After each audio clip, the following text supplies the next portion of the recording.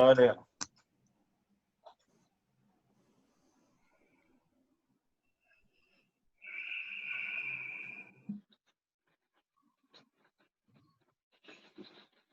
Okay, just give me a thumbs up sign. Just give me a thumbs up sign, press. Okay. Yes.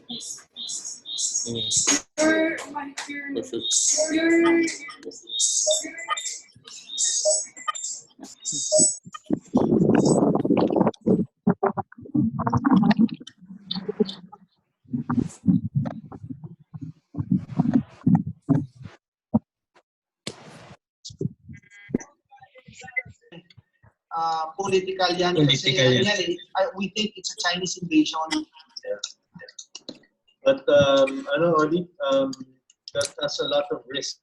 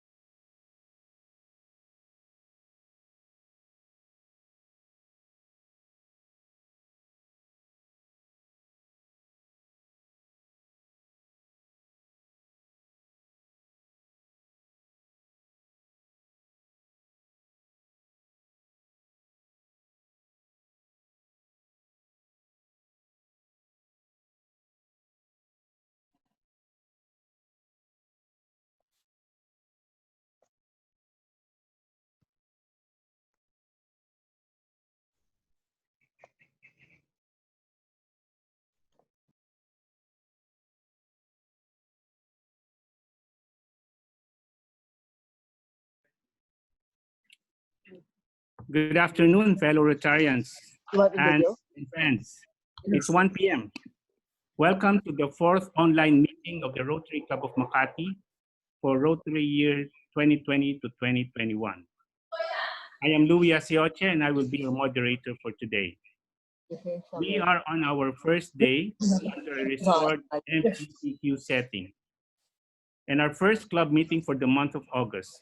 And what better way to greet our restored MECQ and the first Tuesday of the month than to have an esteemed member of the Senate, our second in a row, to be our guest speaker today. We also have members whom we haven't seen for quite some time, right, Press? Attending our meeting today, so welcome back. Before I call on our president to officially call the meeting to order, please allow me to state some house rules to help ensure an orderly and seamless meeting. 1, please be advised that microphones of non-program participants will be put on mute to help keep the background and ambient noise to a minimum. 2, we request the visiting Rotarians and guests to please type in the comment box your name, or the chat box, your name, your club, your affiliation, or the Rotary Club Makati Rotarian who invited you to participate in this meeting so we can properly acknowledge you later in the program. 3, for the open forum, after the talk of our speaker, in case you want to ask a question, please use the raise hand button. It's there in the bottom of your screen, or you can notify us by typing in the chat box. Members of our secretariat and our Zoom administrators will be able to monitor your comments and questions. Lastly, please don't leave the video meeting yet after the response of our president, as we will be having our group photo op with our guest speaker. Now, may I call on President Peter Manzano to call this meeting to order. Good afternoon, everyone. I now call this meeting to order. Thank you, Press Peter. May we now call on Director Inigo Garcia to do the invocation. May we remember we're in the holy presence of our Lord. In the name of the Father, Son, and Holy Spirit. We thank you for this day that you have given us for its blessing, its opportunities, its challenges. May we appreciate and use each day that comes to us. We pray for strength and guidance for each day as it comes, for each day's duty, for each day's problems. May we challenge to give our best always, and may be assured of your presence with us. Amen. In the Father, Son, and Holy Spirit. Thank you, Inigo. Now, please kindly put your right hand on your left chest for the singing of the national anthem, to be followed by the singing of the club hymn.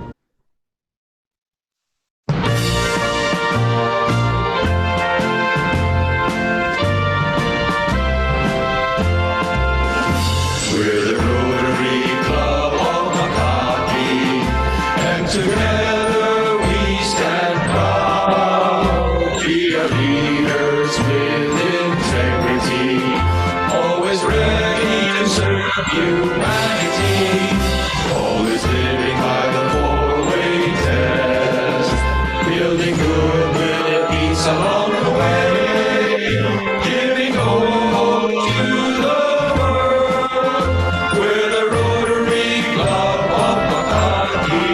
prepared to aid our fellow men. As true Rotarians we live to lead. We believe in service above self, and this is why we succeed. We're the Rotary Club of Makati, and together we stand proud. We are leaders with integrity, always ready to serve humanity, always living by the four-way test, building goodwill and peace along the way, giving hope to the world.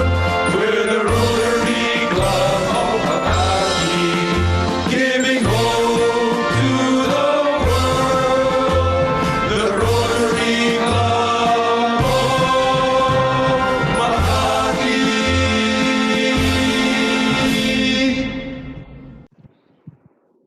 Now, fellow Rotarians, recite after me the four-way test of the things we think, say, or do. You can unmute yourself while we do this.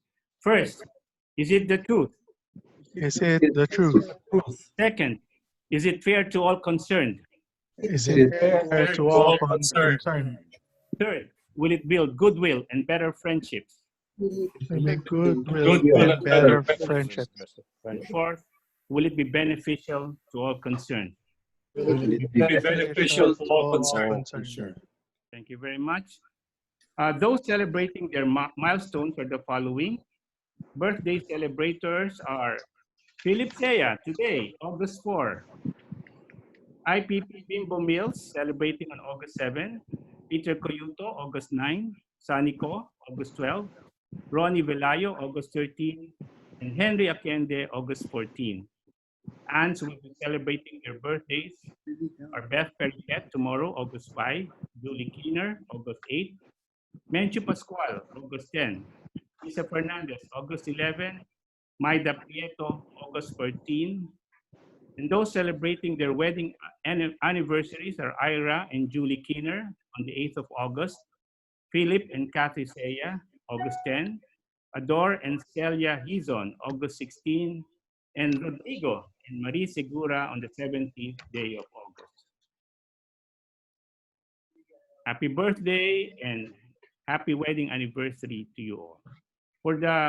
We have so many in attendance right now, 136 and still counting, and expect more participants to come in as the meeting goes. So here to introduce the visiting Rotarians and guests, again, our past president, Reggie Nolido. Hello, good afternoon, everyone. Afternoon. We're very honored to have present today. A lot of very important people in both in our district and even outside of our district. So please allow me first to recognize the presence of our district governor, Chacha Camacho. Thank you, Gov, for attending our meeting. We also have our district governor-elect, Joji Tan. Thank you for being here. Welcome. We have officers from the district. Catherine Quillo is a president of Makati Olympia. CP Rennie Andrews of Makati San Lorenzo. President Danny Delfin of Parañaque St. Andrews. Past President Glenn Goko, also Parañaque St. Andrew. Lyra Vasquez of Las Piñas Uptown. Past President Angie Hayen of Makati Gems. Oh, my classmate, Nikki Gilladoga, also of Makati San Lorenzo. Mark Willem of Makati Metro. Peter Kating, President Peter Kating of Baguio Summer Capital, our sister club in Baguio. Nice to have you here, Peter. Angeli Girnamal from Ayala Triangle. We also have present some aunts. We have Aunt Tita Montinola, who's also in this meeting today. Another classmate of mine, June Obong of Parañaque Central, is also a president this year. Gina Valeros. We also have Kaloy Ocampo of Rotary Club of Pasay, our mother club. So we're very happy to have a member of our mother club here. Charlene Tinasa, Rotaractor. We have a guest, Mr. Poch Ambrosio, a very good friend. He's a classmate of my brother, actually. Dr. Martin Francois from Ayala Alabang Entrepreneurs. Another classmate of mine, Emily Alvarez, past president Emily Alvarez of Makati EDSA. Arlene Diaz of Ayala Alabang, entrepreneur also. Joey Bernabe. That's Commissioner Joey Bernabe of the Philippine Competition Commission, my classmate. Very nice to have you, sir. Thank you for being here. Si Lynn, I'm sorry, I'm not reading my writing correctly. Lynn Berting of Cosmopolitan Las Piñas. Richard Carino of President of Makati Gems. Erin Fernandez, the niece of President Peter, all the way from Hawaii. Again, thank you for attending our meeting. The second meeting she's attended. Pamela Farr is also here. Who else is here? We have here past President Baby Bunyi of Muntinlupa. If you need anything in Muntinlupa, you talk to her. P.E. Dale Padrelanan of Parañaque Southwest. Katie Lopez of RC Muntinlupa North. Thank you for being here. We have Jeffrey Sado of RC Cabanatuan North. Fantastic. Thank you for being here.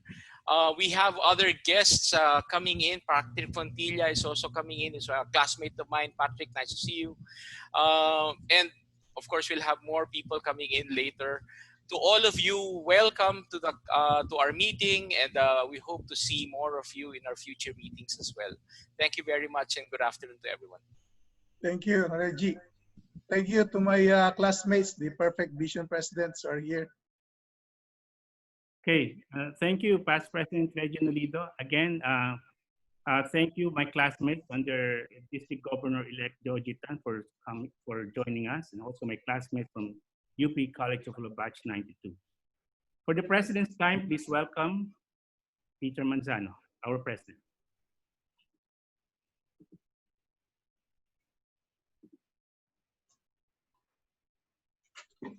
Once again, good afternoon, everyone. First, let me thank you for joining us again today on our fourth virtual club meeting via Zoom.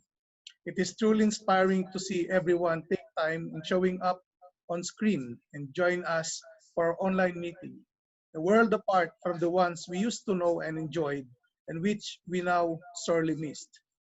Aside from Zoom, we also use two other platforms. One, Facebook, on which our meeting is live streamed, and two, YouTube, to which we upload the meeting so that members who are unable to join us on time can still watch it at their convenience.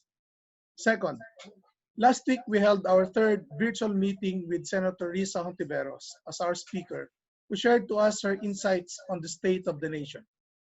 Her sharing was truly enlightening and ennobling.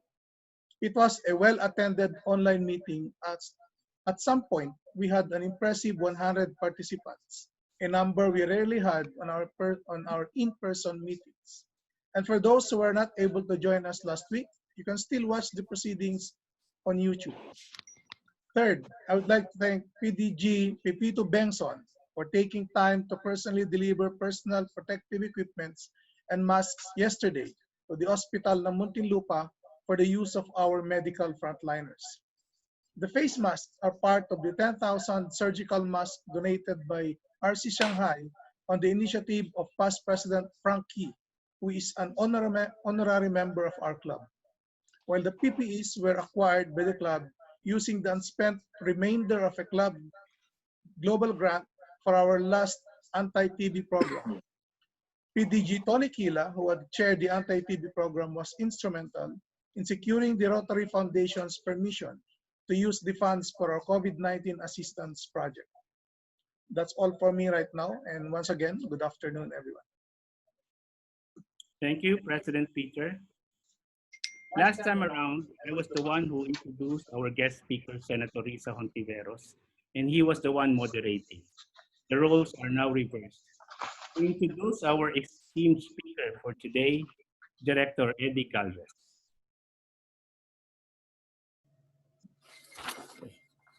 Good afternoon, fellow Rotarians and guests. Welcome to the meeting. Philippine Senator Francis Kiko Pangilinan first rendered public service as a student activist pre-EDSA People Power 1986 before being elected as the youngest councilor in the capital's biggest city in 1988. After EDSA People Power 2, he won as senator in 2001 and was re-elected to a second term in 2007, the first incumbent senator to run as an independent and win. His first two Senate terms were focused on justice, passing laws that created a judicial process for children separate from adult subjects, and abolishment of the death penalty, among others. In 2014, he became Presidential Assistant for Food Security and Agriculture Modernization. In 2016, he won another 6-year Senate term, this time focused on food and the environment. As President of the Liberal Party of the Philippines since 2016, he has been rebuilding and redefining it based on lessons he learned through the years. Right always wins. People make real changes. Unity beats tyranny. On a personal note, Senator Kiko and I crossed paths over 12 years ago when his then two young daughters, Frankie and Miel, studied for a few years in my wife Trina's school. His son Miguel still studies in the school now. Besides being a dedicated and fiscalizing senator, he is an ideal and supportive husband, a doting father to his children, and an accomplished gentleman farmer, which I know he's very proud of. Without further ado, I would like to introduce Senator Francis Kiko Pangilinan. Let's give him a big hand, please.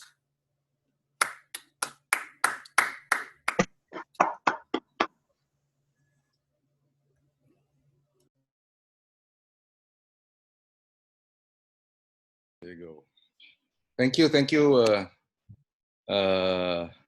Eddie, for that kind introduction, and thank you too to Louis, my schoolmate and classmate, for the invitation. This is not the first time I've spoken to the Rotary Club of Makati, so I'm glad to be back. And I want to greet everyone a pleasant good afternoon. Just a slight correction, Eddie, it wasn't 12 years. Miel was born in 2004, so it's actually 16 years, or 17 years, because Frankie was there before Miel was born. So, matanda na tayo, may senior moments, ika nga. Senior na tayo, senior. Okay, I was invited to speak to you in an interesting subject matter, the role of the opposition in the time of the pandemic. Hindi ho totoo na ang role namin ay tumanggap ng bashing kaliwat kanan, tumanggap ng insulto kaliwat kanan, tumanggap ng paninira kaliwat kanan, at pananakot. Although kasama po yun sa role ng oposisyon sa panahon ng pandemya at sa panahon ng napakatinding poisonous, toxic social media and mainstream media, I would like to think, to atmosphere and political setting. Sabi ko nga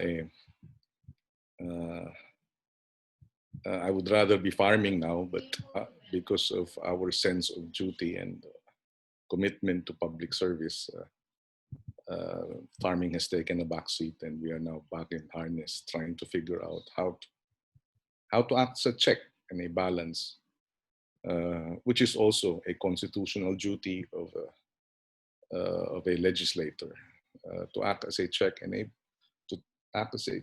balance on other departments, on the two other branches. Before I proceed, joke muna. Sabi nila, bakit daw magandang sumama sa opposition ngayong mga araw na ito? Kasi kami ay negative. Biro lang. The pandemic has swept across the globe, impacting societies and humanity. Every day is a battle with the virus and its impact on our safety, livelihood, and even our sanity. In regular conversations, video, Zoom meetings I've had with young people, entrepreneurs, farmers, artists, and other groups over the last couple of months, the same problem persists. We are having trouble sleeping, our stress levels are at an all-time high. The lockdown has blurred the distinction between work time and personal time. That's for many of us who are physically healthy and who have paying jobs. Now, however, over 100,000 of our people have been tested positive for the disease. Still no vaccine. Over 2,000 have died. Millions are jobless as unemployment has surged 17.5% in our country of over 100 million. Could be facing its worst health crisis in living memory and the worst recession in almost 4 decades. The vaccine will take time. Hindi yan kaagad.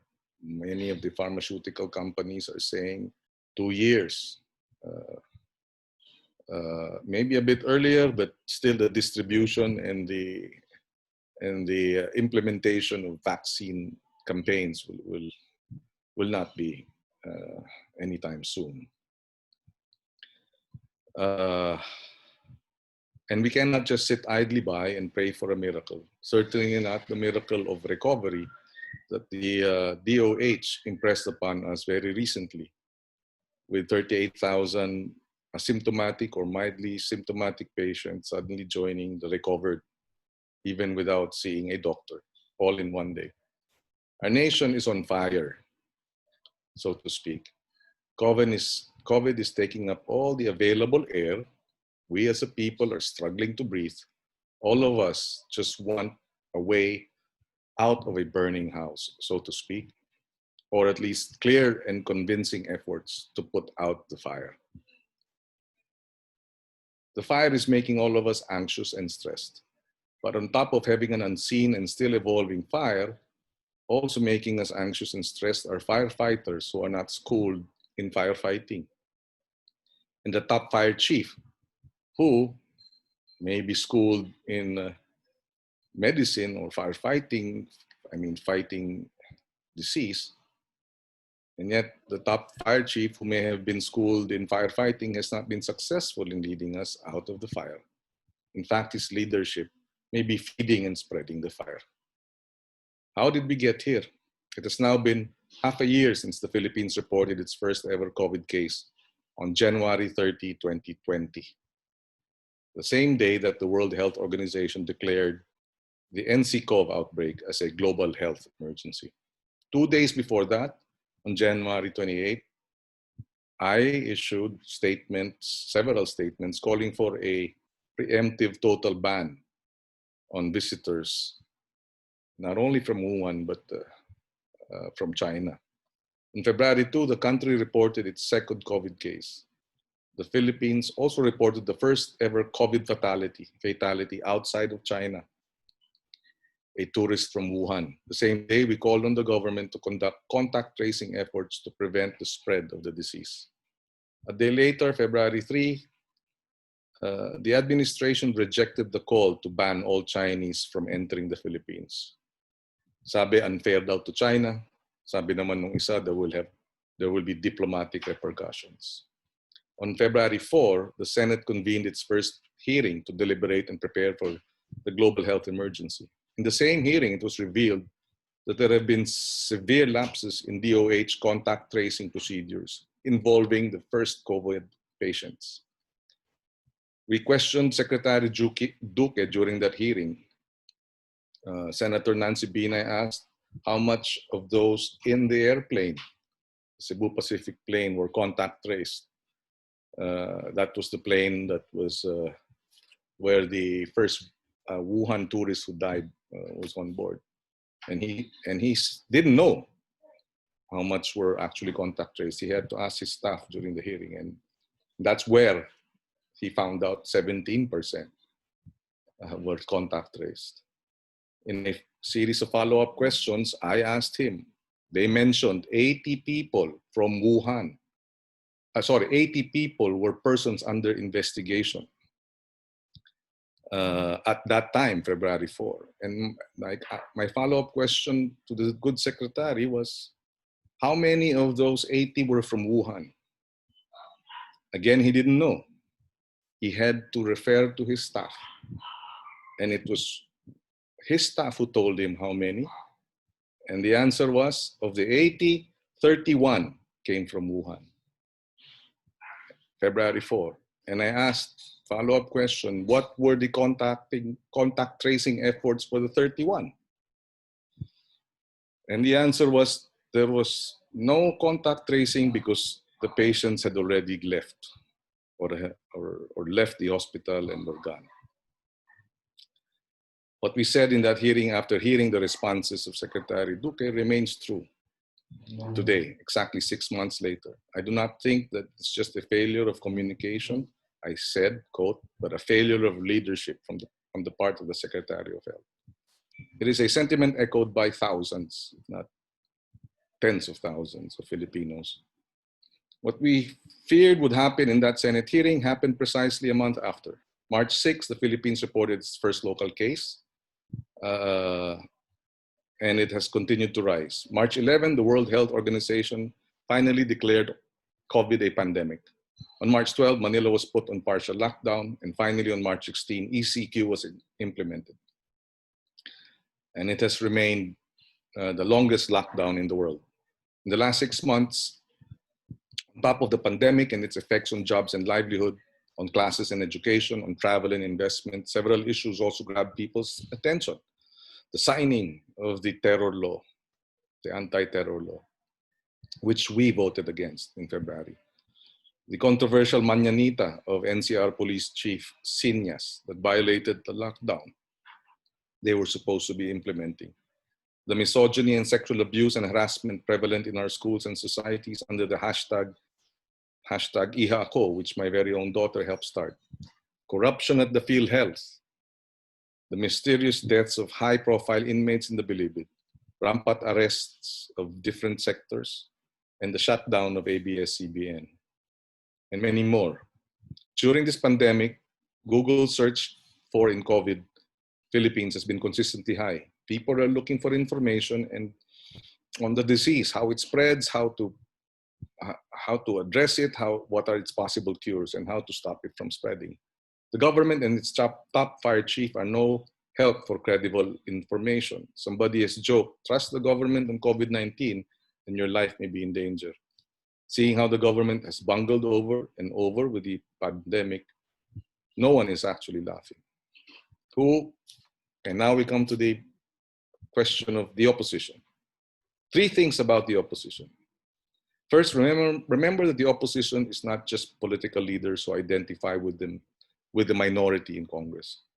Our Constitution has a set-up system of government that allows for a balance of powers so that no one person, no one establishment holds power over the governed. A system of government that amplifies the voice of the last, the lost, and the least. That in fact demands dissent. Section 4 of our Bill of Rights states, no law shall be passed abridging the freedom of speech, of expression, or of the press, or the right of the people peaceably to assemble and petition the government for redress of grievances. Second, the opposition is a collective of political leaders, ordinary folk, private organizations, public institutions, political organizations that are not part of the machine that holds the levers of power. That's why the third is about the opposition in a time of crisis. The opposition in a time of crisis are essentially all those who want a way out of the fire, number 1, who are demanding that the firefighters do their job because they're not, number 2, who are offering a way of putting out the fire, different from what those with the fire engines and the fire hoses are doing. So at a time of great calamity and of great anxiety the calamity creates, everyone who is standing up and expressing resistance to the government's incompetence and blunders, unwittingly or unwittingly created, is part of the opposition. And what is the role of the opposition in a pandemic? What is the role of the opposition in a pandemic? In a raging fire? In this pandemic, the key role of the political opposition is precisely what critics are saying against them. Muna, magreklamo, ipakita ang kakulangan. To keep on calling out the government in its abysmal performance, the role of the lack of performance rather. The role of the opposition is to expose the wrongdoings, the corruption, the lack of concrete plan and action. To keep government officials on their toes and to constantly remind them that the people are watching, that they should be held to account, that there will be a day of reckoning. Another key role of the opposition, to my mind, is to provide alternative courses of action to counter the mediocrity and incompetence being displayed. If the house is on fire and people inside whose lives are in danger are being lied to, fooled, and worse, misled, then the role of the opposition is to provide leadership and direction as to the way out of the burning house towards safety, or to show the way so that the firefighters can put out the fire. Ang hinahanap ng ating mga kababayan ay paano sila maililigtas sa kapahamakan kapag sila ay nasa loob ng nasusunog na bahay. Nasaan ang fire exit? Saan tayo tutungo? Anong direksyon ang ating gagawin? Saang direksyon tayo tutungo para mailigtas natin ang ating mga sarili? Yan ang kinakailangan gawin. Kung ito ay hindi ginagawa ng mga namumuno, tungkulin ng oposisyon na gumawa ng paraan at ipakita ang direksyon. Admittedly, the opposition, unlike the administration, does not possess the huge resources and the personnel to be able to effectively provide relief, all those needing it, and provide a stronger voice in speaking truth to power and providing what we believe or speaking about what directions we ought to take. Still, we do what we can, but we need help and more support from not just our fellow politicians, but from private citizens and groups who see the value and importance of opposing mediocrity and incompetence at the time of the pandemic and providing alternative, doable, effective courses of action.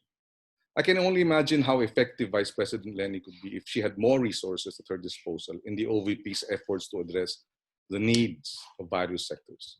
Since the lockdown in March, VP Leni, with donations of 61 million as of May 20, has addressed the needs of medical frontliners with PPEs and meals nationwide, even dormitories. VP Leni also provided libreng sakay shuttles and free dorms for doctors, nurses, medical technologies, and other health personnel during the ECQ. initially in Metro Manila and then expanded to Cebu. And when locally stranded individuals and LSIs needed help, she provided free meals through Angat Buhay partners.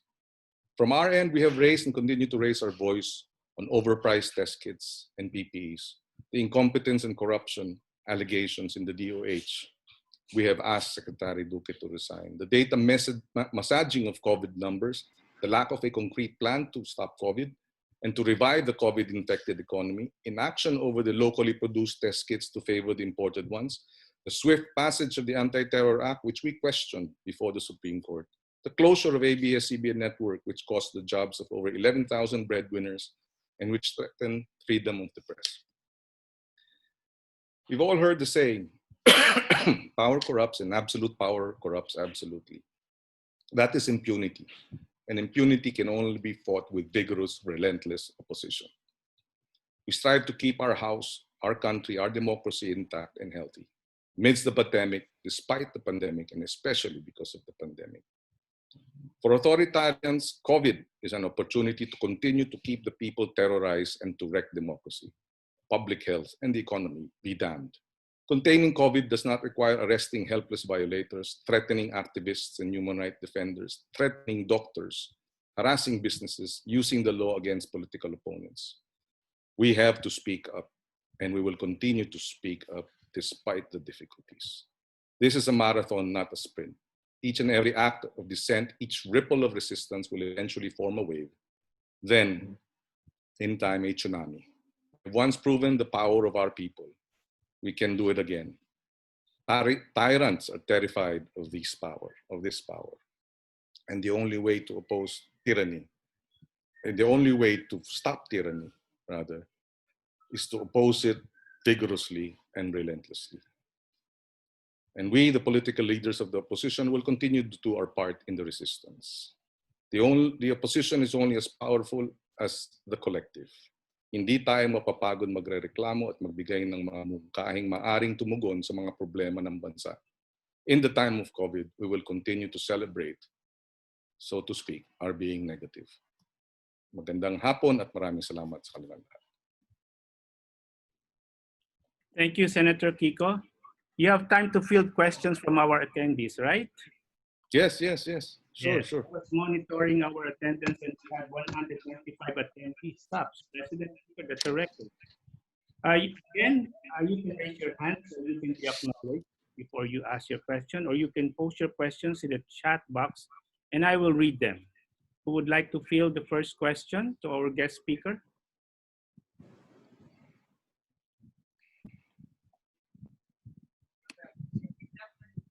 Rick Gindup, yes, Rick Gindup, you're acknowledged. Please unmute yourself. What a term, unmute, no? Okay. Thank you. Senator Kiko, despite all the efforts, it somehow feels like the opposition is scattered. What could be the possible reasons that there is no robust and unified opposition despite the apparent need for one? And given the context of the anti-terror law, in what ways can it be a big hindrance for solidifying a well-intentioned opposition? And in what legal ways can a significant opposition be carried out?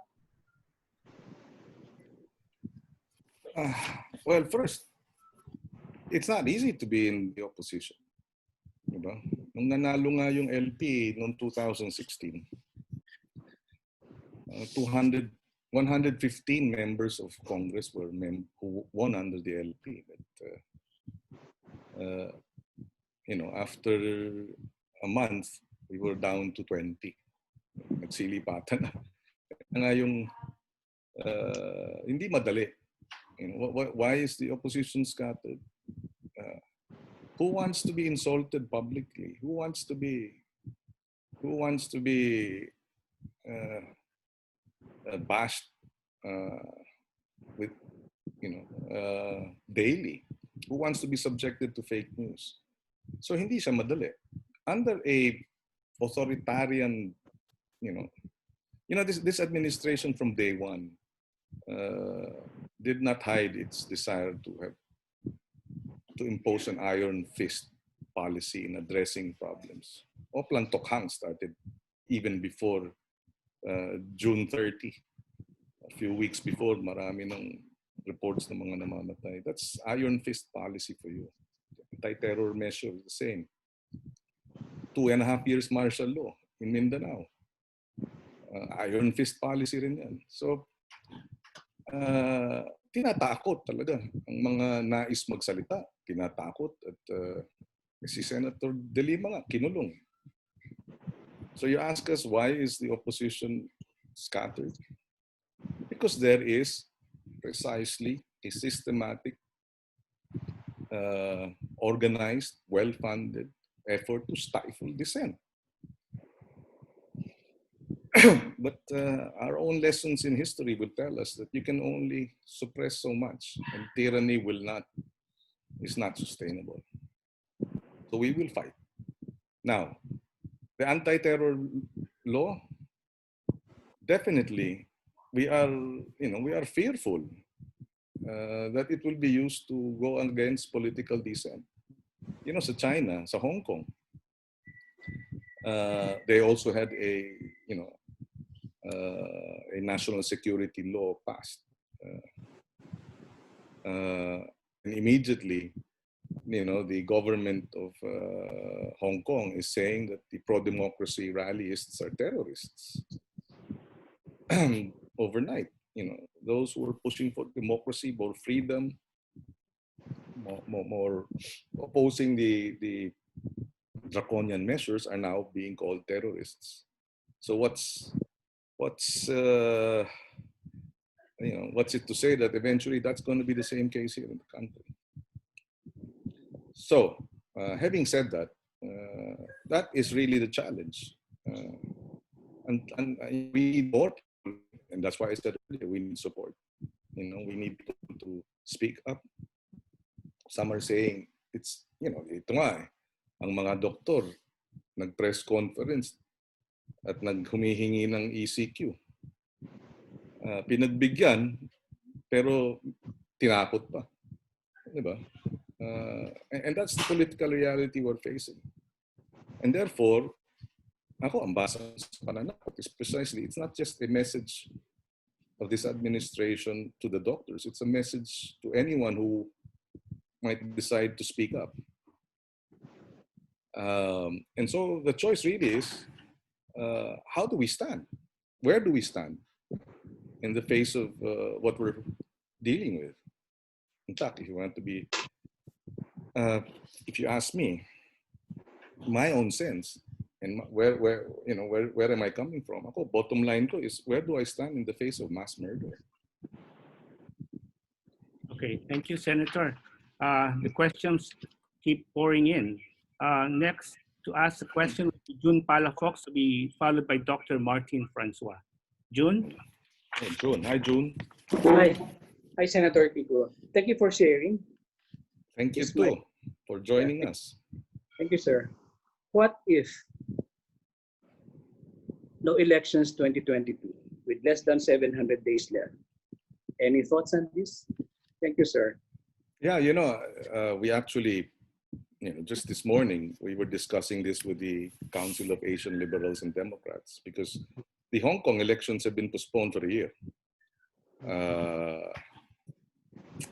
And interesting that South Korea was able to go through their elections.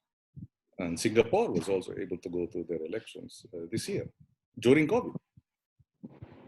So it's 2022, you're right. What is the prospects or possibility of Noel? It can be argued by those who don't want it, meaning having elections, COVID is still a threat to our health, and therefore we have to postpone. We've actually discussed this also with retired commissioners just recently, precisely because of this concern. And there are ways of being able to make the necessary preparations so that the health concerns of our citizens are addressed for the May 2022 elections. There are discussions like, instead of classrooms, let's bring the voting centers to gymnasiums, convention centers, so that there is social distancing. Of course, there are also discussions regarding PPEs, protecting our COMELEC, etc. And all these now are being discussed. The threat is there. The possibility is it's happened now in Hong Kong. So we have to be vigilant. Constitutionally, you can't postpone the elections.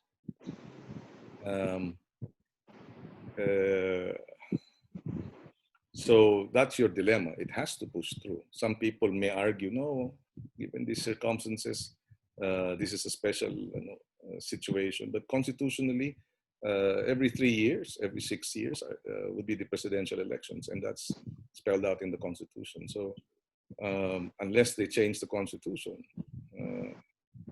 then elections will have to be held, and the COMELEC should prepare for it. Thank you, Senator. Thank you. Okay. Thank you. Dr. Martin Francois, you have a question? Yes, good afternoon, everyone. Good afternoon. Today, in the US, in Australia, many studies run on Artemisia annua, what is one natural plant, and the country who use this plant as a preventive for COVID-19 or fast recovery are among the lowest case of COVID-19 in the world, such Madagascar, only 2 cases in 5 months. Philippines produce Artemisia annua. Why the DOH don't study or don't promote this plant to reduce COVID-19 use as a fast recovery, because it's scientifically proven the plant works. The only problem, this plant will never be endorsed by the WHO for the simple fact the WHO never endorsed any natural medicine. From the Lagundi, any plant or tea, who has beneficial health, the WHO never endorsed any natural medicine.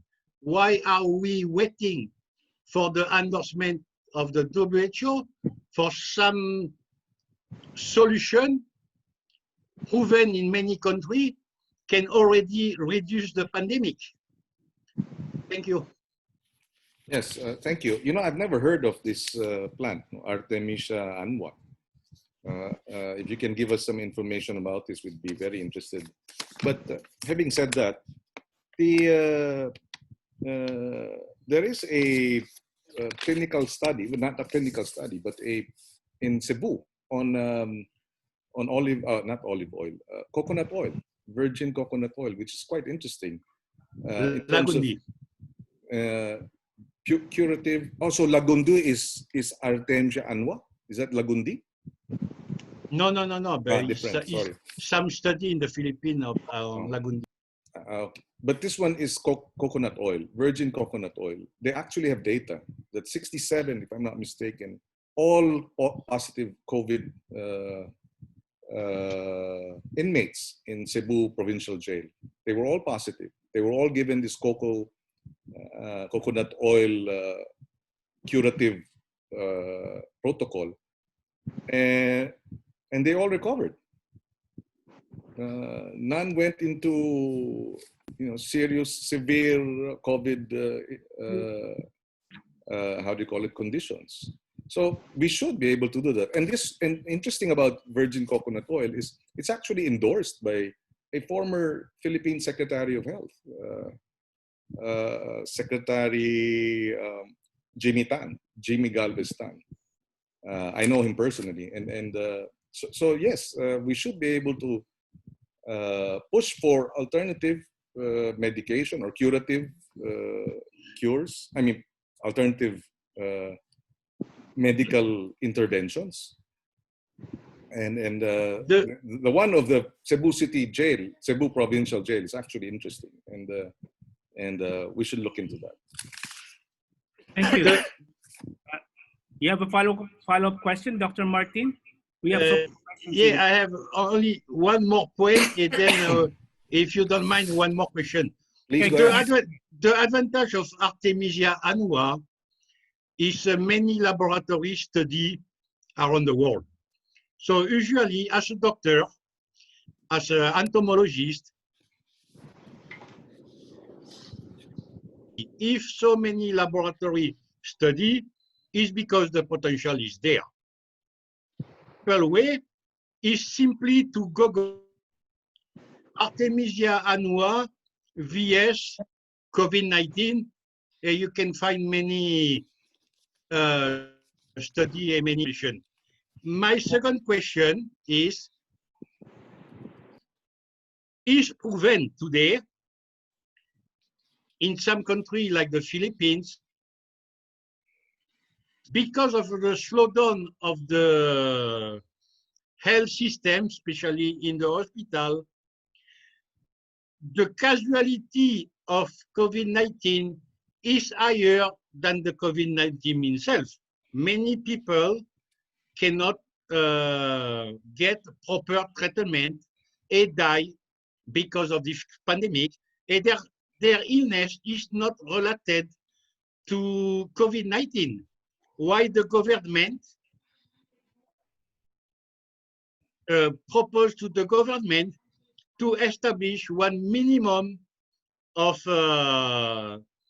labor day to the medical practitioner, because now they ask you, oh, after the pandemic, no practitioner, very few practitioners are present in Asia Hospital, St. Luc, and so on, a public hospital.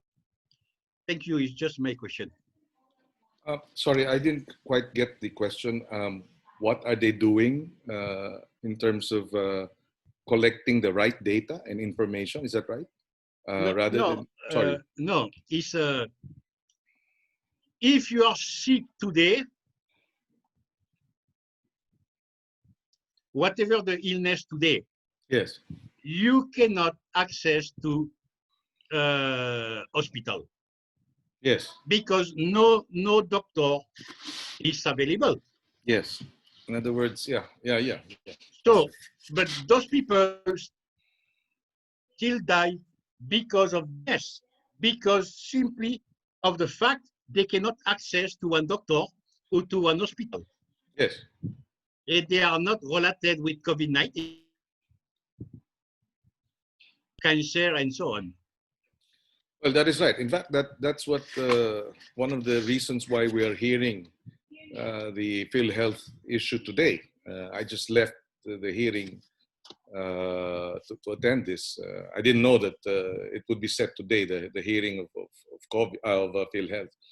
The hospitals are also complaining that they are not able to get the reimbursements of their advances. And this is affecting their operations. And that's precisely also why the doctors had this press conference over the weekend, because the healthcare system in the country, both public and private, are swamped. With 100,000 cases, obviously, when we started, this was just a month ago, it was only 40,000. And clearly, this is really taking its toll on our healthcare system. And that's why it's really, and that's why the modified ECQ had to be implemented, so as to prevent, at least based on the UP and NIH study, to prevent as much as anywhere between 50 to 70,000 cases. But it's not enough. I mean, if you are able to prevent for 2 weeks, modified ECQ, 50 to 70,000. After 2 weeks, then what? If we're not going to do the interventions of contact tracing, mass testing, and treating, After 2 weeks of an MECQ, you have been able to prevent at least 70,000 more infections. But if you have no interventions, then you're just delaying the inevitable because it's going to rise again. And that's why it is critical at this juncture that we find additional interventions aside from lockdown. Lockdown, in fact, has proved to be ineffective if that is the only main or the only solution or the only intervention. And this is the interesting thing too, and that's why we have to keep speaking out.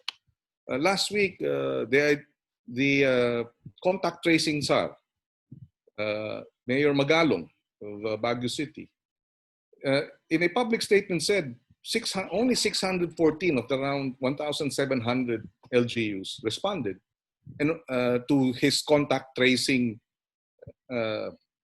program and intervention because they asked the local governments to respond. So 614 responded. And of the 614 who responded, he said only 0.6% are actually doing contact tracing. Yes. And so what happens? Do we expect contact tracing to get anywhere near it ought to be in 2 weeks' time? Because that's what we need to do. Apart from doing the ECQ, you have to have an effective contact tracing program in place. And then, of course, treatment. So we hope after the hearing this afternoon that we will have a better sense of what to do in the Senate, because another committee of the whole proposal is again to review the protocols of the last 6 months and come up with interventions, proposed interventions. The Senate, in fact, in March 23, when we passed the Bayanihan Hilas 1 measure, the first proposal if you ask us, didn't have the directions that were necessary to address the COVID. It was the Senate, and the House adopted the Senate version, but it was the Senate that put in place mass testing, contact tracing interventions, as well as isolation centers. And then support for our frontline workers, as well as support for small and medium enterprises. We removed many of these controversial provisions like taking over of telecommunication companies or public utilities and the like, which was really creating more tension at the time when stress levels were already hitting the roof. So I'd like to think that, and the Senate is the one that called for the resignation. 14 senators. I would have signed it, but it wasn't rooted to us. But 14 senators, as early as April, were already asking for the resignation of Duque. So we in the Senate will continue to push. We will reach out to our colleagues in the majority, many of whom are, very sympathetic to a number of our concerns in the minority, and therefore we will act as a check, and we will continue to raise these issues in the Senate, as we are raising them today. When Senator Drilon, for example, our minority leader, raised the issue of overpriced testing kits, they were able to bring down the testing kit price of PhilHealth from 8,000 to 300 to 3,000 plus. And they were able to save 9 billion pesos worth of testing funds because of that exposure and that expose rather. So we will continue to push this government. All right, thank you, Kiko. I'm now going through the chat box, and we have a question here from past President Reggie Nolido. How can we stop the steps being taken to amend the Constitution to perpetuate this administration?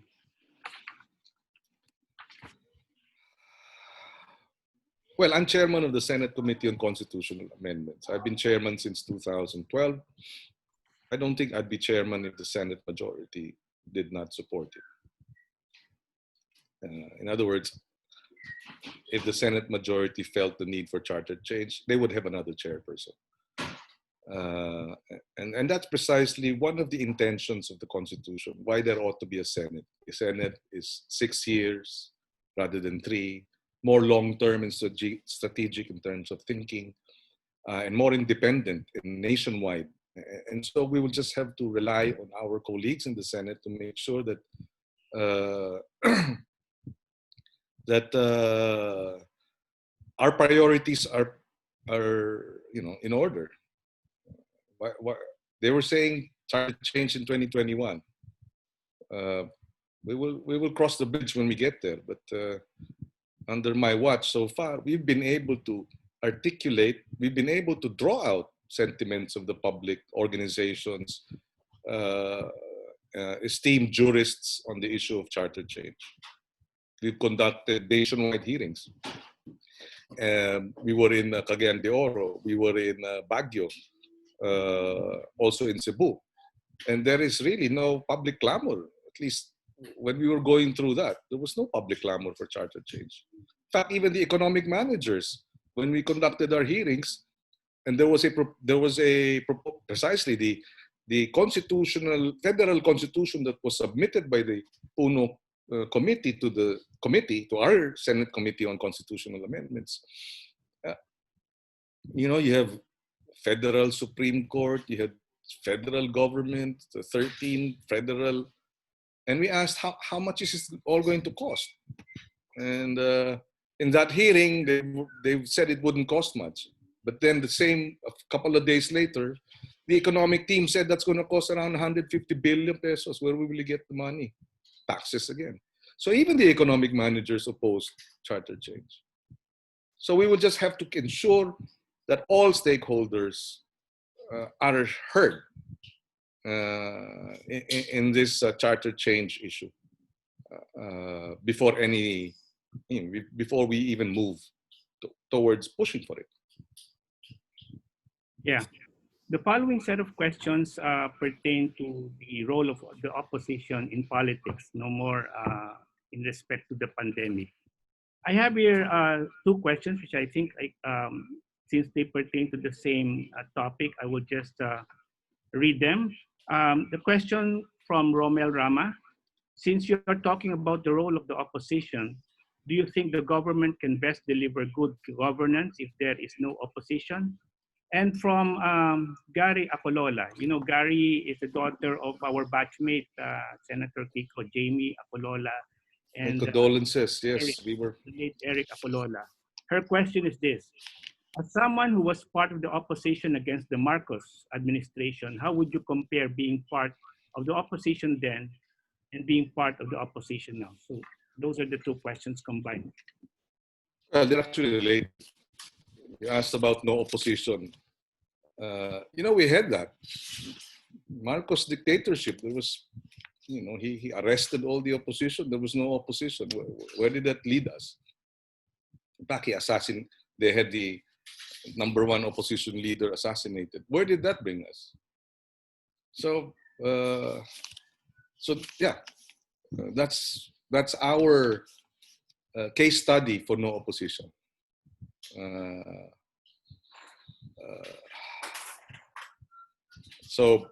And that's why you need to have an opposition, and that's why the Constitution allows for a check and balance.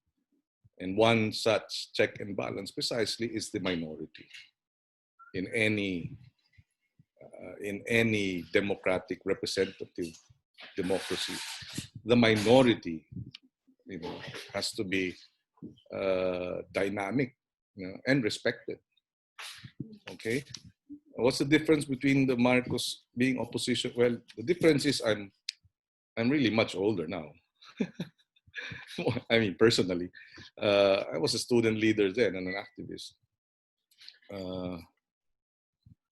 Iba ang context noon, iba ang context ngayon. But precisely, you can see the parallels. Closure of ABS-CBN.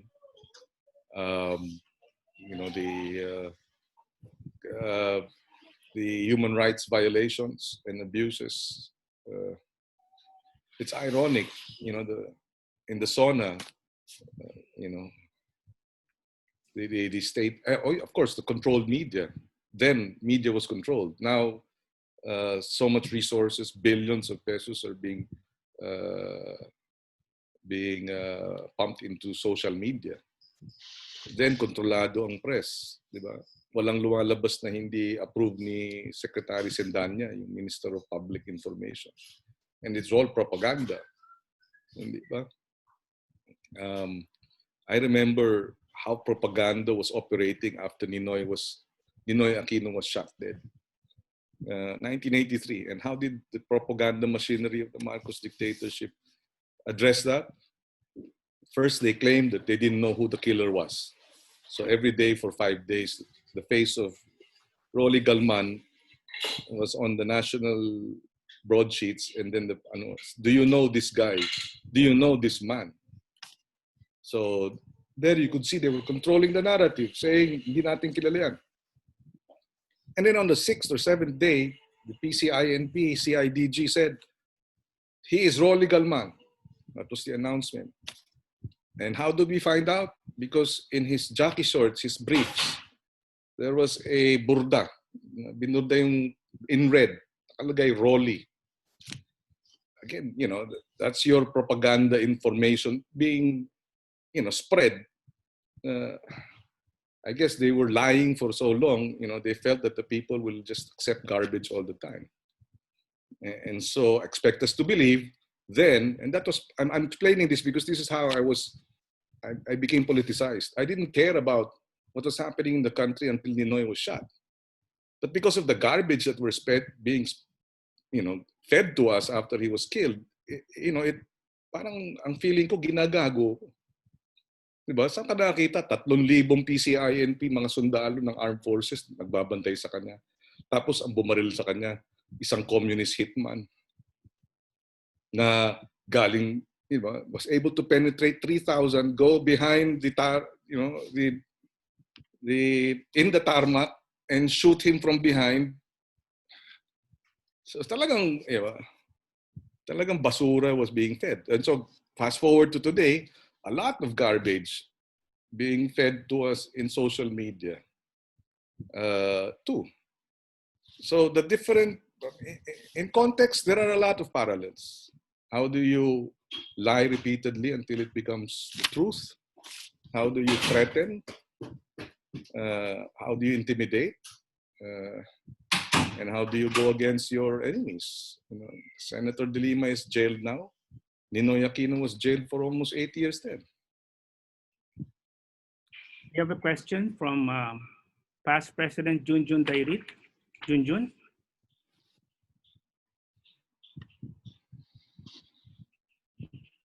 Junjun.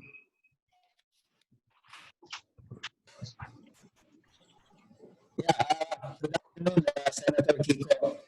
Yes, good afternoon, sir. You mentioned that shortly after the 2016 election, a lot of members of the Liberal Party switched sides to the winning party, depleting your membership. Now, in the development of a credible opposition in a political climate here, how can you have a credible opposition if we have this culture of turncoatism and people just switch parties, join the winning side, and therefore the winning side will get the majority and will be able to run through all of their programs without any opposition because the opposition has been depleted. So isn't there a law about turncoatism? I think that that's something that should be seriously addressed. Otherwise, our political culture will just be a culture which is dictated by who is the stronger party, and everybody goes to the other side to be part of that stronger side. So that's you're right. You're right. Actually, we did file measures on political party reform and a political party system reform measure. And I agree, anti-turncoatism should be one. You can't ban switching, but you can regulate it. And part of our proposal is, also don't forget the anti-dynasty measure, that should also be put in place. And with respect to anti-turncoatism, there was there was state funding to political parties before martial law was declared, in the form of, that's why it was LP and NP, pre-martial law. Why? Because the dominant, under the election code then, the dominant majority party and the dominant minority party are both entitled, that's the wording of the, I mean, pretty much the words of the law, to poll inspectors in the precinct level. That's one. They're actually entitled, today all political parties are entitled. The big difference is the terms or the phrase, whose remuneration will be taken from the national treasury. It's a poll duty.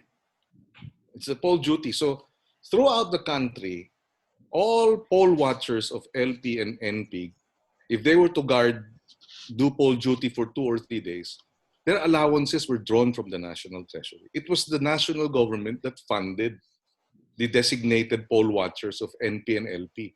And that in a way stabilized, stabilize your political party system, because no one will come in, diba, and say, I want to be the third or the fourth or the fifth party. What I'll do is I'll have to join LP or NP, because if I don't get, diba, funding from the state, I have to fund all my watchers. And diba? Pero what happened? After martial law, they removed that. No? So wala na. Dapat yun, yung partial state subsidy, and because all political parties in the world, pretty much the developed world, developed nations, have some state funding for political parties.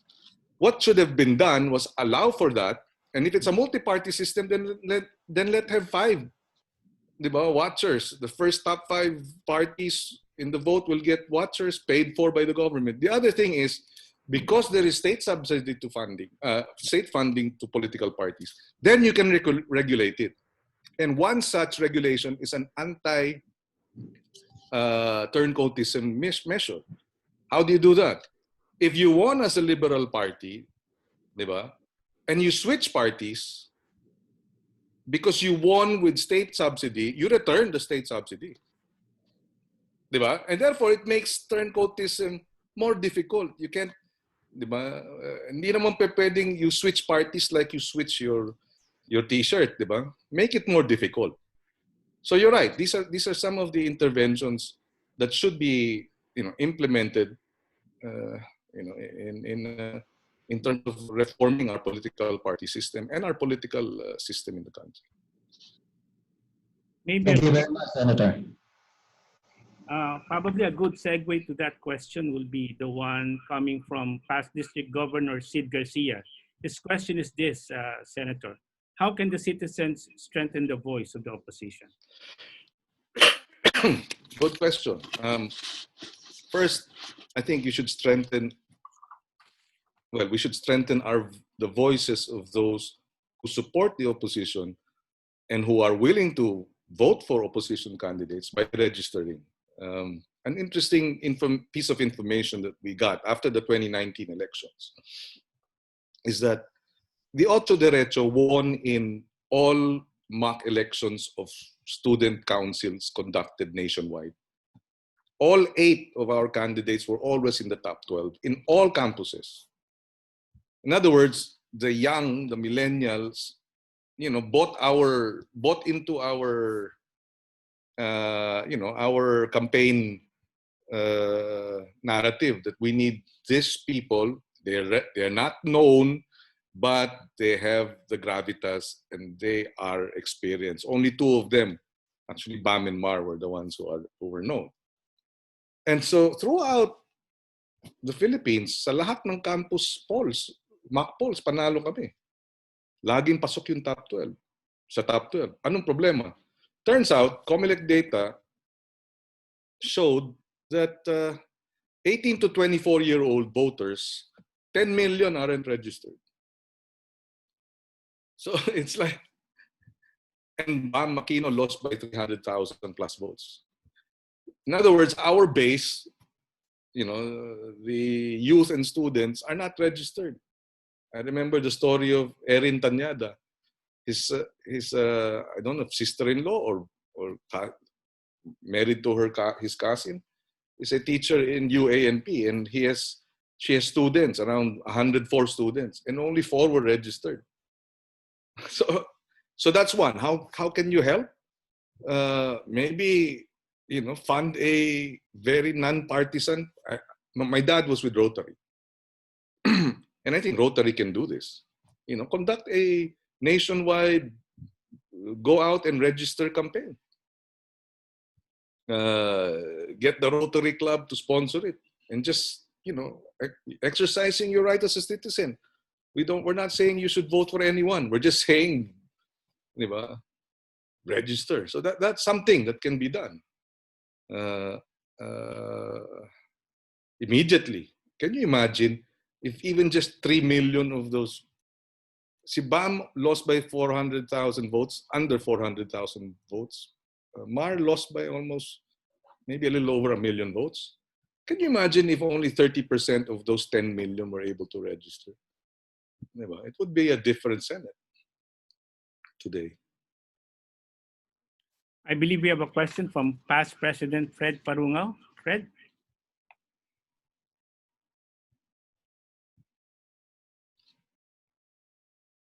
It's mute ata. Naka-mute ata si Fred. PP Fred, you're on mute. You're on mute. Okay, there you go. There you go. Mr. Senator, what is your reaction to the statement of the President during the SONA that he is inutile regarding the occupation by China of Philippine territories in the West Philippine Sea? Actually, I did make a public statement. Again, and I'll tell you what the public statement is. I said he does not speak for me and millions of Filipinos who believe that we should have a more aggressive position in terms of defending our sovereign waters. So I said that, and I said he should take the example of Indonesia and Vietnam, who are standing up to China without resorting to war. So that's what I said. Thank you. And my other point is, I'll ask a question. And just to add to that, my other point is, and this I've noticed, we speak out. People are saying, what's the opposition doing? One time I made a statement critical of this administration, came out in the Inquirer. It was there in the online for maybe a few hours, and then suddenly it's gone. In other words, critical it's gone, meaning nalibing na dun sa ilalim ng mga wala na dun sa and that's another challenge, I think, if I may answer the earlier question. Addition to voter registration, is how do we address fake news squarely?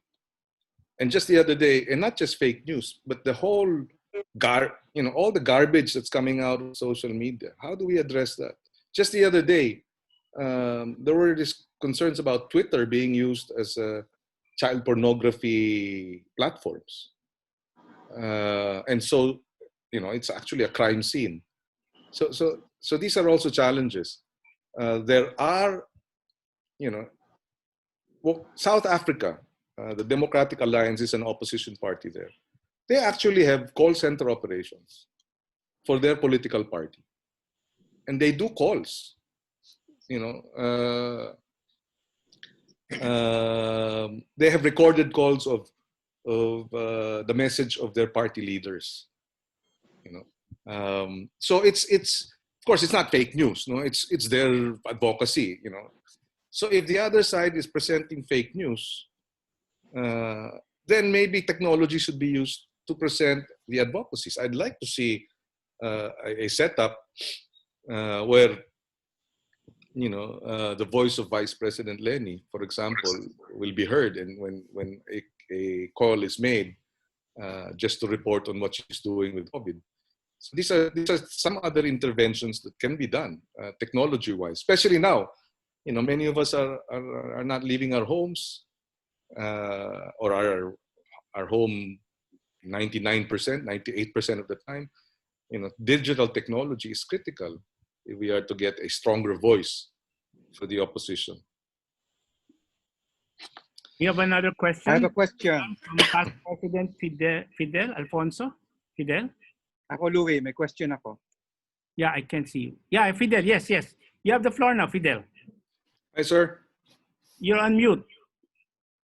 Fidel. You're on mute. I have a question. Okay, wait, huh? I have a question. All right. Wait, boy. Okay. Sige. Fidel, can we get back to you? You have to unmute yourself. Unmute. So, yeah.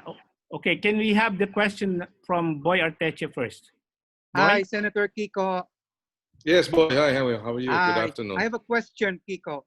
How ready is VP Lenny to take over as president, considering let's face it, the physical condition of the president? He seems to be sick to me. Sometimes he's incoherent. What do you think? How ready is Lenny? I hope she is. She is. She's been good. She's been around 4 years already. I mean, that's enough time for her to be able to prepare. And in fairness to the vice president, I mean, her response to this pandemic and the meager resources of her office, diba? Correct. Her interventions were spot on. So that gives you a sense of how ready she is. If she is to have more resources at her disposal and more support and so she's ready. She was ready to address the COVID response as proof of the last 4 months. So if you can be able to deliver in that manner, I don't see how you cannot deliver elsewhere. And yes, 4 months, 4 years already. She's been, not preparing, but she's, for 4 years, she knows at any time it might happen because that's precisely what the vice president's, and that's what the primary responsibility of the vice president is, to be ready at any given time. And she's had 4 years to be ready. Senator Kiko, had there been any discussion on the physical health of the president among the opposition? Nakikita niyo eh. Well, yes and no. It's you can see he's, but sometimes that's the difficulty with this president. It's never what it is. So you don't know if it's, he knows people are disenchanted. He knows people are disappointed and are hungry and are jobless. And, hindi ko alam, baka drama lang. Joke lang. Baka, he looks weak so that people will, in fact, di ba yung linya nila is kawawa naman. He's already, yung mga nung supporters niya, di ba? Dapat nagpapahinga na siya, pero look at him. Di ba? Paawa eh. So I don't know. Thank you, Senator Kiko. Thank you very much. Thank you too. Thank you, Boy. Can we go back now to past President Fidel Alfonso? Fidel, your question? I'm here. Yes, I can hear you. Okay, Senator, I have a set of 3 questions. On a scale of 1 to 10, how would you rate President Duterte's performance so far as president? Second, in what areas of governance would you say he has failed miserably? And third, how would you account for his apparent continued high ratings in social weather polls? Okay. I'll answer the last one first. His high ratings, I think it was high ratings because the economy was good. People had jobs, lowest joblessness before COVID. And we've seen this before. When the economy is good, people are forgiving. And you must admit he's, if you've been mayor for 30 years, you have a sense of the public pulse. Lalo na yung masa. And you and I know, all of us here in this Zoom meeting, we only comprise less than 10% of the population. 90% are really economic brackets D and E.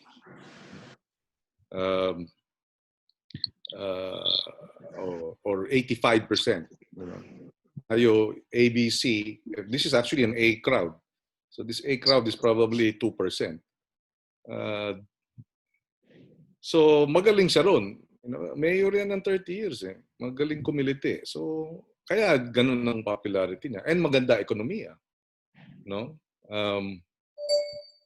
And people are, like I said, more forgiving. And in the past, ganun talaga yun. Pagka masama ang ekonomiya, babagsak ang rating. In fact, his biggest drop before COVID was September 2018.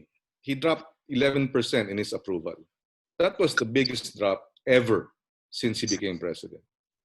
And guess what the issue was? Rice prices and the bungled management of the NFA rice supply. Rice prices went up by, I think, nationwide inflation, kasi rice prices have a tendency to, I chaired the NFA Council. Rice prices are inflationary. They end up affecting all other, many other basic commodities. If it goes up, the rest follow. So September 2018, dun yung nawala yung rice supply. Naging 2 days na lang instead of 15.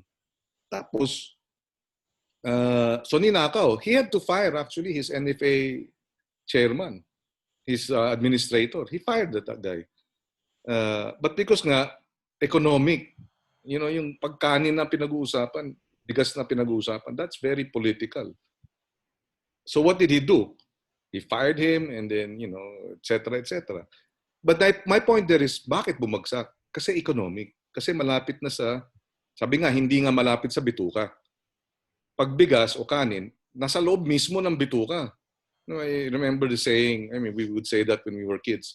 Pagka nadapa ka o nasugatan, okay lang ako, malayo sa bituka. Diba? Meaning, it's not serious. But once it's in malapit or nasa bituka mismo, it's serious. And that's what happened to him. And his numbers in 2018, because it was economic. COVID is not only health, it's also economic. So his numbers, I'm sure have changed. How bad? I don't know.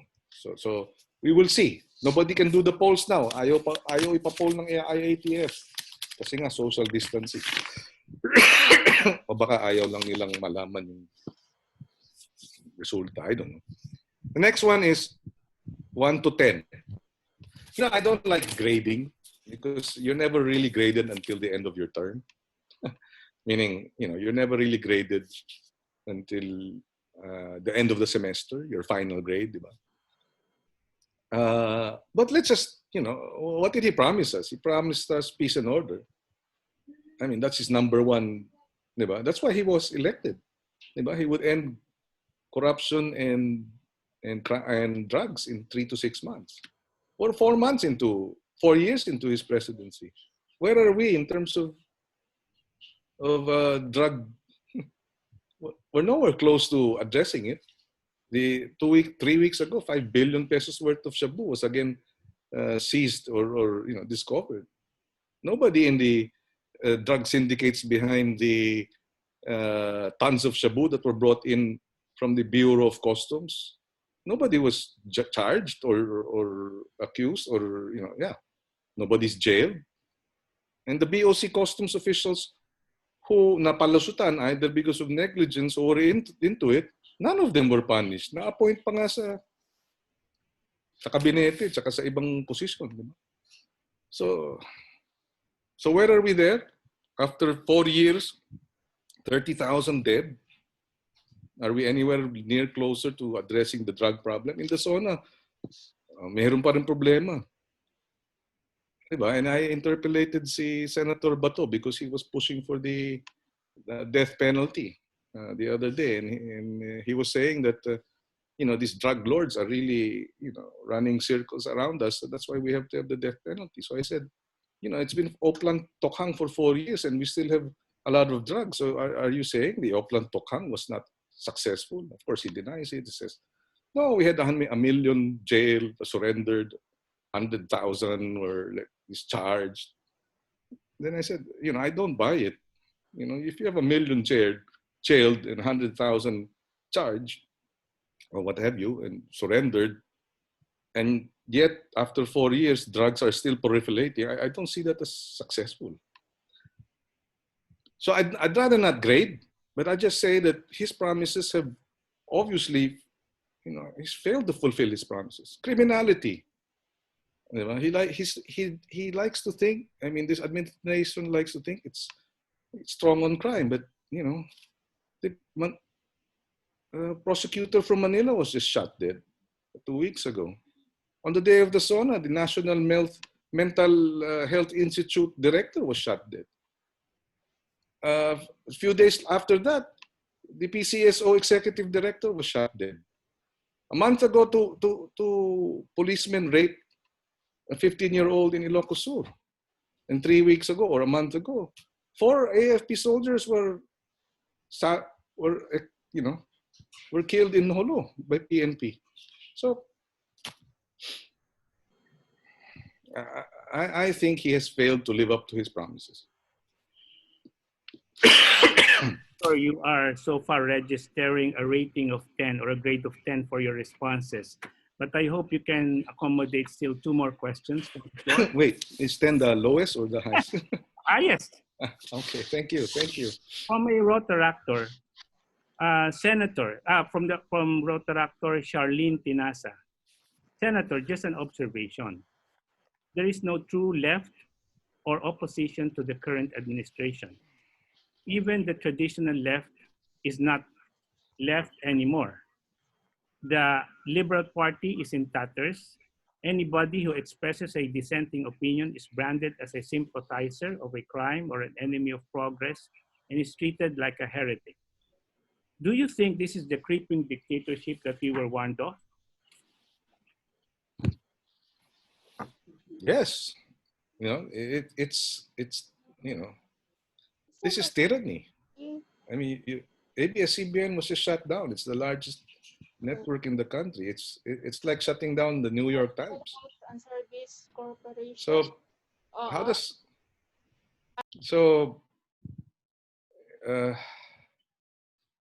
and done at the time of a pandemic, because they could pass the anti-terror law, hold the longest lockdown, and yet very little to show for it. These are all draconian measures, by the way. Anti-terror, closing down of ABS-CBN. And corruption has not been, the PhilHealth corruption is sickening. Overpriced testing kits to the tune of 9 billion. It's like 1983, 84, 85, 86 all over again. But I think in the end,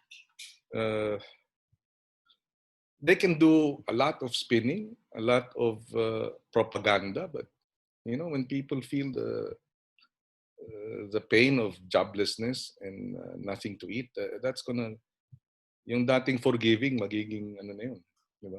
Mahirap. Pagka kumakalansang na nga daw ang sikmura, iba na usapan. So, but the challenge to leadership precisely is to provide direction and to provide, if there are people because of COVID and joblessness who are getting desperate, I think what the opposition should do is come together, speak out, provide leadership, provide hope, provide direction. It's a challenge. Ninoy Aquino was assassinated in 1983, but the boiling point didn't happen until, several years later. But in the end, I'd like to think that, why am I doing this? Somebody's got to do it. And I cannot keep quiet. I happen to be in the position to do something. And my daughter, Frankie, and my daughters, Miel and Casey, I'd like to be able to explain to them what I was what I was doing in the time of tyranny and abuse. Okay. Tocayo, can I ask a question? Tokayo. Fernandez, Louis, or Yes, Tokayo? yeah. Go ahead. Yeah. Senator. Hi, Louis. Hi, Senator. Don't you fear for your life? Have you been threatened by the administration? Because what you're doing is really amazing, and I really feel for you. And it reminds me of Benigno Aquino, who we know has been, was shot dead at the tarmac at the airport. Can you tell me what kind of precautions you're taking? Well, that's a good question. Given the breakdown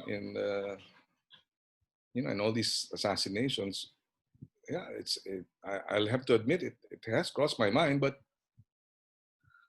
well, we just have to do what we have to do and trust that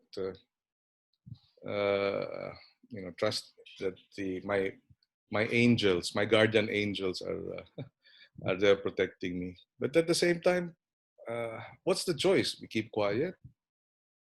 We become silent. They've threatened my daughter on social media. They've threatened me on social media, and they've bashed left and right and insulted. But why are they doing that? Precisely because they want us to be silent. And so if we do become silent, then they win. So I might not even, full disclosure, my plan is just to go for re-election I have one more term in 2022. And right now, my re-election prospects are up in the air because of all these, all these threats and all this bashing and all this negative propaganda. MAR and BAM lost. And the College of Mass Communication, that's why I'm saying digital technology is critical. College of Mass Communication of UP came up with a research study after the elections. The most trolled during the May 2019 elections were BAM and MAR because they had the most chances of winning, and therefore, the full force of the social media disinformation campaign was thrown at them. Diba? And I saw BAM after the elections, a couple of months after the elections, or 3 months. So I said, "How are you?" I said, today nobody's trolling me. I'm still posting, positions on the bills that I passed, the laws that we were able to enact because they were all signed after the elections. But nobody's trolling me anymore. So you can see this is an organized, orchestrated, well-funded network of disinformation and black propaganda that we're facing. So, and if we're not able to intervene effectively to push that back, because we don't have enough resources to address it, then yeah, my winning is up in the air. But we just have to do what we have to do. So am I afraid? No, no one's not afraid. Diba? Sabi nga nila, courage is not the absence of fear. Diba? It's just overcoming it. So there, that's my answer, Louis. Thank you. Yeah, you keep safe, Senator. Thank you. The questions just keep pouring in. We have second to the last question, Jun Arceo. Jun Arceo, and then after June, I'll bring the last question, and that's it. We're working over time now. Sorry. Mr. Senator, I would like to think that what is happening now is just a repeat of what happened in the past when you were part of the group of GMA, of Gloria Macapagal Arroyo, trying to dislodge President Erap from Malacanang. And I recall that we were together in the Linden Suite, Mr. Senator, when you were a very young political figure at the time. And I think while you have doubts that Lenny would be able to do it, I think I have very strong feeling that history is just going to repeat with Lenny against Mr. Duterte perhaps, or maybe somebody else from the majority group. But I think people will decide, and what happened between Erap and Gloria is going to happen again. Thank you. Thank you for the reminder of what happened 21 years ago. 20 years ago. That was 2001. 2000 to 2001. So 19 years ago. Yeah. Okay, probably as a final question, it will be appropriate to go back to the topic at hand. We have at least two combined questions precisely for that from George C. Senator Kiko, can we have the government accept private business and medical sector assistance in the management and not just consultation because the government organization doesn't have enough people with skills or motivation to do the job required? And also a question from Tessa Lyon related to that. How can we help the government to be effective to fight against the COVID? Yeah, I think my understanding is the Philippine College of Physicians, the group that came up with the statement. I have now been invited to attend the IITF meeting, so that's a good step forward. 4 months into it, no? But we just have to keep pushing. We just have to keep, demanding better. And I agree, the private sector, and that's why when we were hearing it kanina, the PhilHealth issue, a big challenge really is your private institutions are not being, a number of them are not being given the necessary support in terms of reimbursements, while questionable areas or hospitals, this is part of the corruption. Inuuna yung mga pwedeng pagkakitaan, pero yung mga legitimate tulad ng big hospitals that need already the support, the other hospitals who are, in the thick of things in terms of addressing COVID, hindi binibigyan ng support. So our hearings today, I'm sure I don't think it'll be over by today. It's the PhilHealth, yes, but these inputs of how do we redirect, the priorities of IATF to make sure that, the effort at the modified ECQ is not wasted. We will demand precisely what is the status of your contact tracing? How far are you? What are your targets? If it's only 0.6%, how do you expect to reach a significant number of LGUs to be able to do contact tracing? So these are the questions that have to be answered, that we have to keep asking rather, and get the questions right. So how can the private sector help in the COVID campaign? I know there's donation fatigue, perhaps, but I think in the first, we should have a second part 2 of that bayanihan that we did in March and April.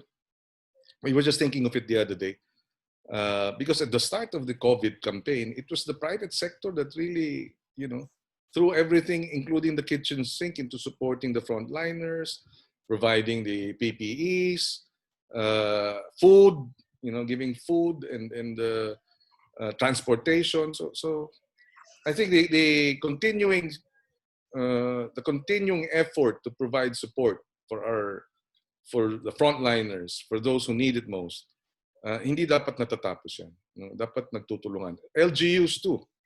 I remember one private initiative which we brought together. Oh yeah, LGUs too. The support for the LGUs is also important. One private initiative, was we got the text messaging of USSC.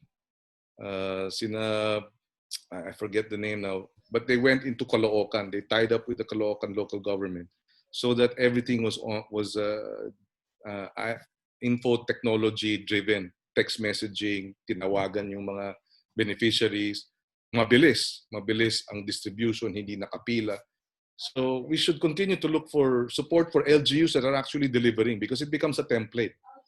In fact, I'm being interviewed by a group in Singapore, and they're asking us what we did for farming communities and how did we bridge, move away from the middlemen and bring the local governments to buy directly from our farmers' communities. And we pushed the IATF to include in its rules that LGUs can now, and national government agencies should be able to purchase directly sa farming communities emergency purchases. Kasi nga, the local governments will need food, diba?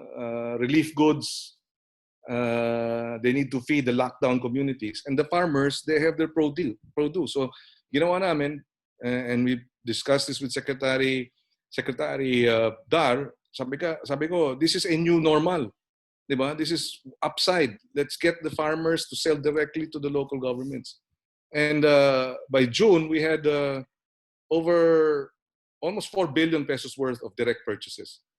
And farmers, one such farm in North Cotabato, originally he would sell his calabasa for 1 pesos a kilo. But the local government bought it. 500 kilos. They bought it 4 times more. 4 pesos a kilo. Which means his income, because of the direct purchase at nawala yung middleman, was 4 times more. This was in North Cotabato. And they were shared with us by the governor there. So that in itself is interventions that the private sector can do together with local governments. And how do we support these communities? Yan, pwede rin gawin yan. And we continue to do that. Even as we struggle with being in the opposition, we need to address also the basics of feeding our people and making sure that hunger is addressed. Senator, sorry, there is a plea for me to ask this. Just one last question, and promise. Last na talaga. Yes, I have a session in 10 minutes. Oh. All right. From Howie Calleja, can you comment on the following names? Grace Po, Justice Carpio, Isko Moreno. And from PP Reginolido, to lead the ticket for the opposition, and from PP Reginolido, should your daughter Frankie run for office? She really represents the voice of the youth. That's it. Grace Po, Tony Carpio, Isko Moreno. I think in the end, the challenge for the opposition is to come together, couple together the strongest, broadest unity possible. What we learned from 2016 is that if pag naghati-hati ang boto, di ba, mas mahina. We have to learn a lot from May 2019. Sabi nga nila, you learn more in defeats than you do in victory. And our defeat in May 2019 helped us learn a few things. One is you have to prepare early. 15 more months and it's already the deadline of the filing for candidacies. So much as we would like to hope that it would, that wouldn't be quick, it is going to be quick. So we also have to be responsible enough to make sure that we prepare. So I see all these names as, sabi ko nga and nabanggit ni June Arceo noong 2001, di ba?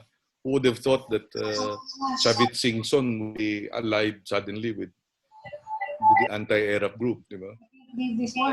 You don't know who among the political how do you call it, personalities and groups will suddenly be on your side. In fact, in 1986, if Cardinal Sin said, "Teka muna, si Ramos yan, si Enrile yan, pareho yung yan ang mga architect ng martial law, ba't natin tutulungan yan?" Wag, di ba? Kung hindi nila ginawa yun, baka anak na ni Marcos ang presidente ngayon, di ba? But, and who would have wanted to support Enrile? I mean, di ba, among the anti-Marcos forces. Sometimes political developments will happen and you have to embrace and look at, these alliances. But I think in the end, of course, once you're all on the same table, there's just one agenda, and if eventually, I mean, when leadership has to be exercised, there's only one boss. Okay, we will now have the response of our president, Peter Manzano. Thank you, Louis. Did I answer the last question? No, I didn't answer the last question. Yes, about Frankie. Yeah, What, yeah. what can Sorry, you- sorry, Mr. President, but with Frankie, it's really up to her. But initially, she's not inclined. Initially, we'll see. But she's young. She's only 19. So it's really up to her. You know, I can't control the minds of my children. We can only guide them. That's it. Thank you, Mr. President. All right. Thank you, Louis. Now, back in my younger years, whenever I would go home to Ilocos to visit my parents and my siblings, my father and I would spend after dinner discussions on just about anything. We usually start with current events, then slowly transition to ideas and even philosophies. You see, my father encouraged discourse of opposing ideas, not necessarily to determine which idea is more superior, but simply to disconsider everything there is to know about the topic. It was a healthy exercise that has helped me a lot in life. Of course, my mother was always there to make sure we didn't kill each other when the debate gets tough. Even in school, we were taught that complementary opposites are not simply two separate forces in opposition to one another. They are two halves of a single system, two sides of the same coin. One creates and feeds the other on an endless cycle, like breathing out and breathing in. Each half of the system is necessary and indispensable to the other. Each side not only complements the other, but completes it. This is the essence of a working democracy. For it to flourish, dissent is not only desirable, it is necessary. And whether you subscribe to the Western thought of discourse or to the Eastern concept of balance, it is a universal truth that dissent is an essential part of human progress. For every thesis, there needs an antithesis, and every yin needs a yang. In fact, even in Rotary, we welcome opposing views, especially when they come from our loving aunts. Last Sunday, our president declared COVID-19 is the enemy, not the government. I totally agree. But let me add this. So is the opposition, or our medical workers who just want to air their concerns or who simply want to be part of the conversation. They too are not the enemy. No one has the monopoly of wisdom or even common sense when it comes to handling a problem, such as the one we are all facing right now. And part of finding the right and best solution is getting feedbacks from all stakeholders, even from those with whom one doesn't see eye to eye. In this health crisis, we are all fighting for our lives. Senator Kiko, you have proven yourself an effective voice of the people. You are fearless in putting forward your thoughts. You cannot stop now. Not when we need all the help we can get to survive this national health crisis. We ask you to stay relentless in doing your sworn duty as a senator. We urge you to continue pointing out the blind spots in public governance when you see them. Dissent if you must. I just don't know how you can do it without touching sensitive nerves. Sometimes our seniors get sensitive, rightly or wrongly, when their ideas are challenged. I should know. I'm in a club whose members are mostly seniors and were extremely learned and successful in their own field of business and profession. So on behalf of the Rotary Club of Makati, our lovely aunts, our district governor Chacha Camacho, the other Rotarians from the different Rotary clubs in our district, especially to my classmates, the Perfect Vision presidents, our Rotaractors, and all the other guests in attendance. Please accept our heartfelt gratitude in taking time for sharing with us your insights on the role of the opposition in the time of the pandemic. Once again, thank you, Senator Francis Kiko Pangilinan. Thank you. Thank you, Francis. Thank you. As token of our appreciation, time in service, we shall be giving you a copy of our 50th anniversary coffee table book. which contains our club's 50 years of community service and fellowship, together with a bottle of red wine, which you can, of course, share with our megastar, shall we? While going through the pages of our book. So once again, thank you very much, Senator. Thank you. Thank you. Thank you. Thank you. Thank you. Senator Kiko, can you stay just a few seconds for our customary photo op? Rotarians, Sure. yes, can you please activate your video now and give us your best smile? Ready, Ron?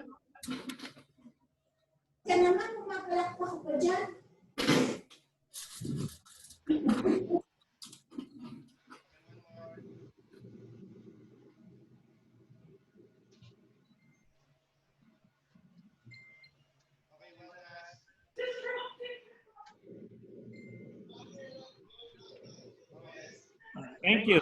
Thank you again, Senator Kiko. Thank you. Thank you very much. Thank you, Kiko. Thank you. Stay safe, everyone. Stay safe.